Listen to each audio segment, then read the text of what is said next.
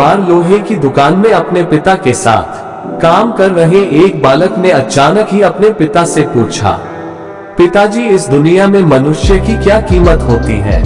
पिताजी एक छोटे से बच्चे से ऐसा गंभीर सवाल सुनकर हैरान रह गए। फिर वे बोले, बेटे एक मनुष्य की कीमत आंकना बहुत मुश्किल है, वो तो अनमोल है।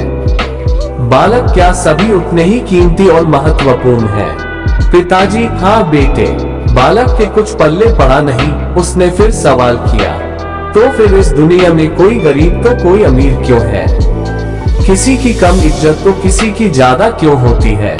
सवाल सुनकर पिताजी कुछ देर तक शांत रहे और फिर बालक से स्टोर रूम में पड़ा एक लोहे का रॉड लाने को कहा। रॉड लाते ही पिताजी ने पूछा, इसकी क्या कीमत होगी? बालक, लगभग 300 रुपए।